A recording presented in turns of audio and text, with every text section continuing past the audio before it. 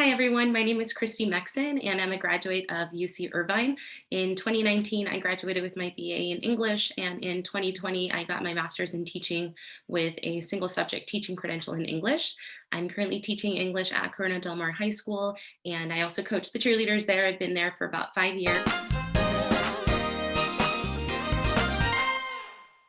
In my project, my notebook, production notebook, I compared the Orsino character and all that to Frida Kahlo, right? Because she was known to have lesbian relationships, and so I compared the Orsino character to her husband, and then also Diego Rivera, and then Viola Cesario to her, and I found some really great images, and I mean she's right here. I'm obsessed with her as well. I did do some research just on my own, just trying to find more information about her relationships and kind of the understanding that she had with her husband, and the way that she would kind of cross dress. Like there's a lot of photographs of her in kind of menswear. Like it was just so cool to learn a little bit more about it in that kind of academic way, because I had seen images and you hear about it growing up in like a Mexican culture, but kind of studying it in that way as like what she was doing was so revolutionary.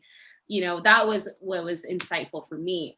I was able to teach Romeo and Juliet all online, and that was kind of a daunting thing, because whenever I put students in breakout groups to say, hey, you're going to practice reading Shakespeare out loud, I need to give you some direction. So when you're reading these couple lines, choose one of the words in there and use a different inflection. Just these hands that we use in prayer or something like that. These hands that we use in prayer, like use one of the words and give it a different inflection so that you can be active in your reading.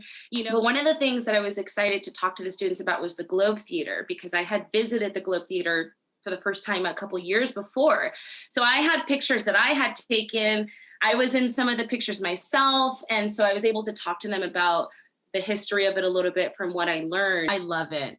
It was so much fun to teach. And I felt like a teacher. That was the first time where I thought, okay, if I'm teaching Shakespeare, then I'm a teacher. During my junior year, I was not doing really well academically.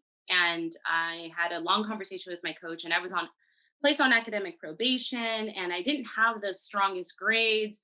And this is something that I use when I tell my students, like, hey, your impression of teachers may be that they're super smart, that they were always this way. And I'm like, that's really not the case. And people go through different journeys. And so I had a conversation with my coach at the time, who said to me, use cheerleading as your motivator to continue doing what you want to do. And in order to continue what you want to do, you have to make sure your grades and your academics come first.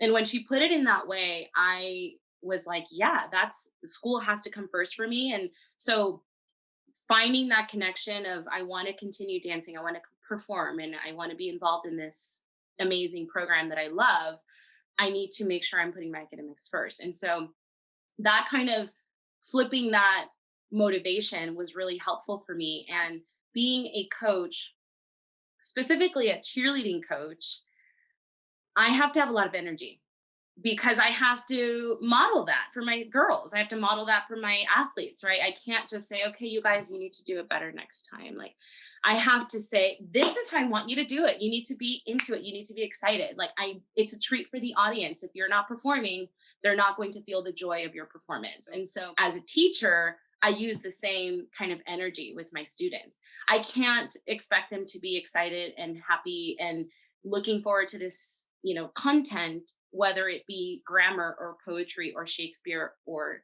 literature.